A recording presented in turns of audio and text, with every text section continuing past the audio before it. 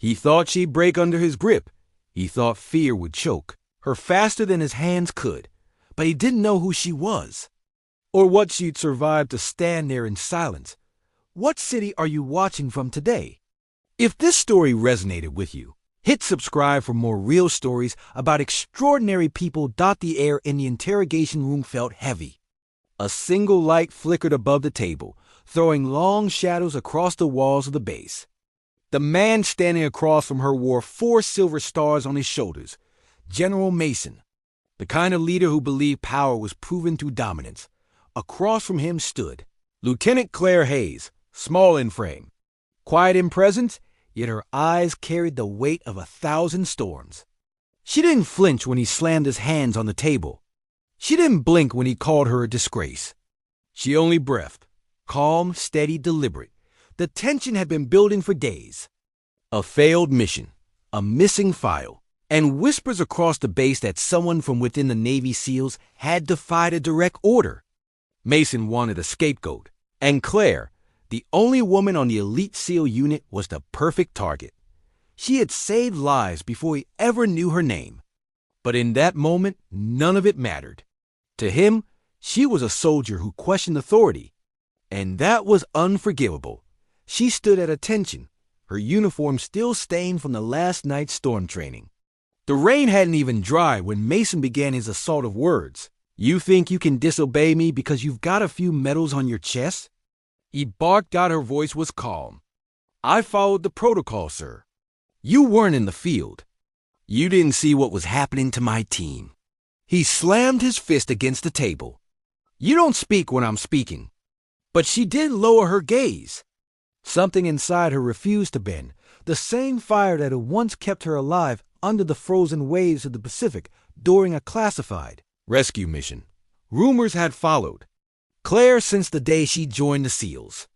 A woman among legends. Many thought she'd been selected for publicity, not for skill. But her team knew better.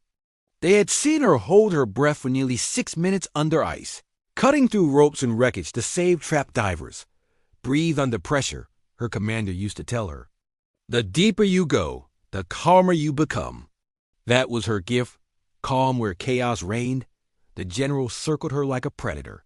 "You risked the entire operation for a civilian," he said, voice sharp with disgust.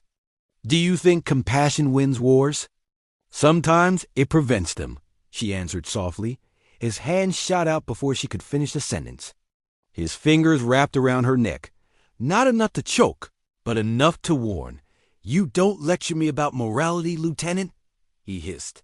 "I'd built this military.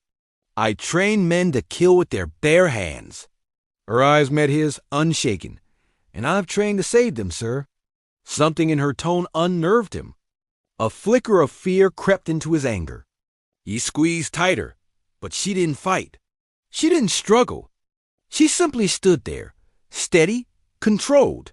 Her breathing slowed, her pulse steady, as if she were back under the freezing ocean, her lungs adapting to the impossible.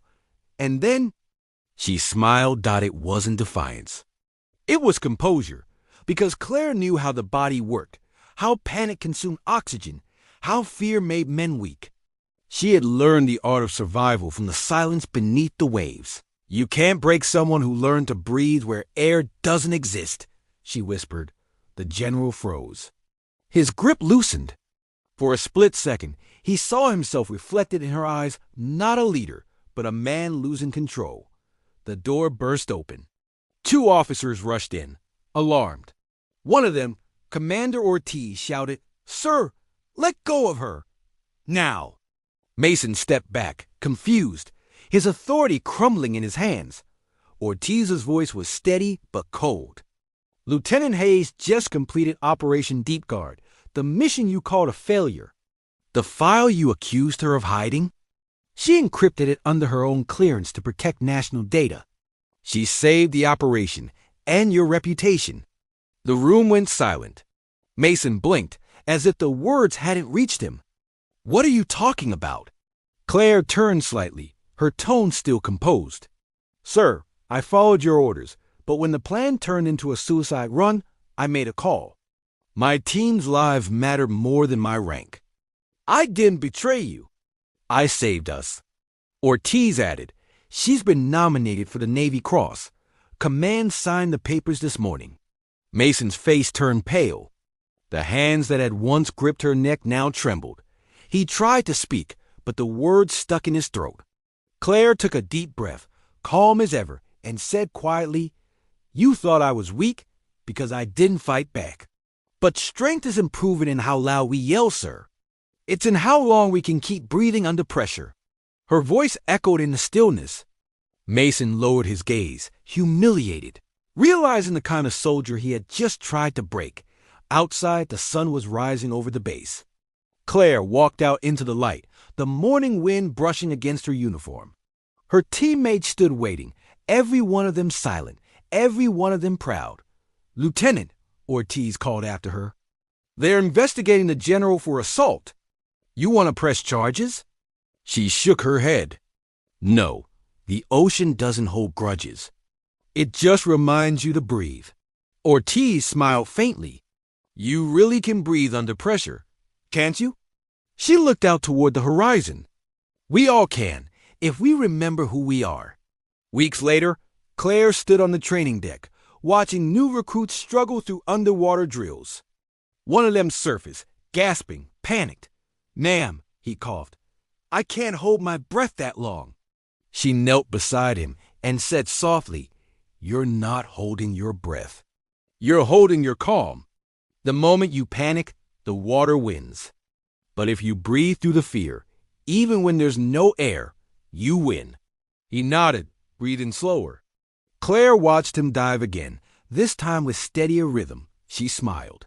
Because now she understood what her journey had been about all along.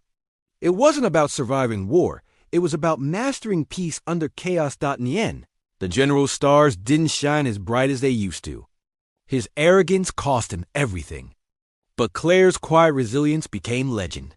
Her name, once doubted, was now whispered across the ranks, not as a woman who defied orders, but as the SEAL who proved that calm is the deadliest weapon. What did this story make you feel? Where are you watching from? Subscribe to Soul Relief Stories for more real stories that heal the heart.